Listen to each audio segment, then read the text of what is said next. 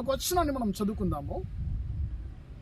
కీర్తన గ్రంథము 91వ కీర్తన 3వ వచనం ఇలా సెలవిస్తుంది, ఆయన వేటగాని గురిలో నుండి ఆయన నిన్ను విడిపించును, నాశన తెగులు రాకుండా ఆయన నిన్ను తప్పించును అనేటువంటి మాటను మనం ఇక్కడ చదువుతున్నాం. ప్రియులారా, ఈరోజు ఈ యొక్క పరిశుద్ధ గ్రంథము వాక్యం మనతో రెండు విధాలైనటువంటి ఆపతుల గురించి మనతో మాట్లాడుతుంది. ప్రియులారా, మొట్టమొదటిగా మరుగైనటువంటి కంటికి తెలియనటువంటి ప్రమాదము, రెండవది తెలిసేటువంటి కంటికి కనిపించేటువంటి ప్రమాదము.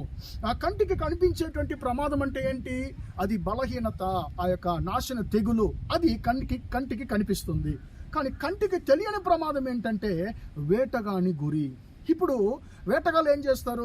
కొన్ని పక్షుల్ని, మృగాల్ని వారు పట్టుకోవాలంటే ఏం చేస్తారంటే మనకు బాగా తెలుసు. ఏం చేస్తారండి, కింద మరుగగా అంటే కంటికి కనిపించకుండా ఏదన్నా ఒక వలని ఏం చేస్తారు, వారు దాన్ని సిద్ధపరిచి దాని మీద బాగా మట్టి, ఆకులు అవన్నీ కూడా కప్పి దాని మీద ఆ మృగాలకి నచ్చినటువంటి ఆహారాన్ని, ఆ వాసన అంటే ఆ స్మెల్ వాటికి తెలిసే ప్రకారము వాటికి నచ్చినటువంటి ఆహారాన్ని అక్కడ పెడతారు.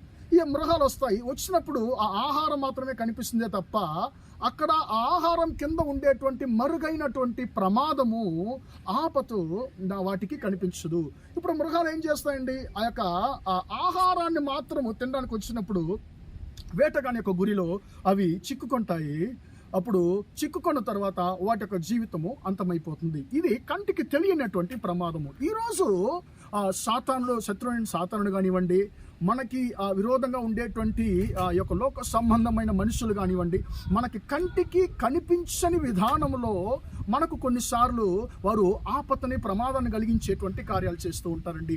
ఇలాగా మనము 2వ రాజుల గ్రంథము 6వ అధ్యాయం 11వ వచనం నుండి మనం చూసినట్లయితే, ఇశ్రాయేల్ రాజుకు విరోధముగా సిరియా దేశ రాజు ఎన్నోసార్లు ఆయన యుద్ధానికి వెళ్ళాలని చెప్పి రహస్యంగా ఆయన ఆలోచిస్తున్నాడు తన యొక్క పని మనుషులతో.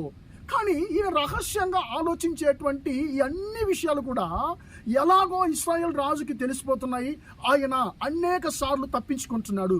అప్పుడు సిరియా రాజుకు ఆయన చాలా కంగారు పడి, అయ్యా, మనలో ఉండే ఎవరన్నా ఇశ్రాయేల్ రాజు దగ్గర ఉన్నారా?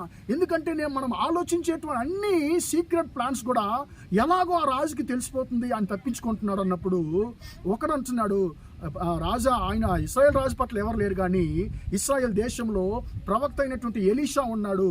ఆయన నీ అంతఃపురంలోనూ రహస్యంగా మాట్లాడుకునే మాటలు కూడా ఆయనకు దేవుడు చెప్తాడయ్యా అని చెప్పి అంటున్నాడు.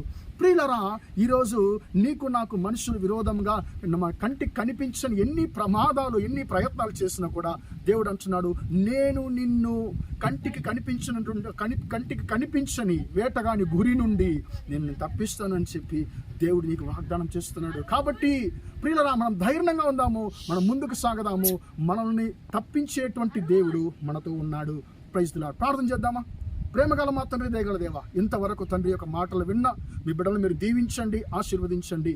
తండ్రి, వేటగాని గురి నుండి తప్పించేటువంటి దేవుడవు తండ్రి, మాకు కంటికి కనిపించేటువంటి ప్రమాదం తప్పించేటువంటి దేవుడవు తండ్రి. మీ బిడ్డలకు విరోధముగా శత్రువులు తండ్రి యేసయ్యా స్తోత్రం ఏర్పరిచేటువంటి మరుగైన ప్రమాదాల నుండి తండ్రి మీ బిడ్డలు మీరు విడిపించమని ప్రార్థిస్తున్నాను. యేసు క్రీస్తు నామములో యేసయ్యా, మీ బిడ్డలు అన్ని ప్రమాదాలకు తండ్రి తప్పించబడుదురుగా కానీ ప్రార్థిస్తున్నాను.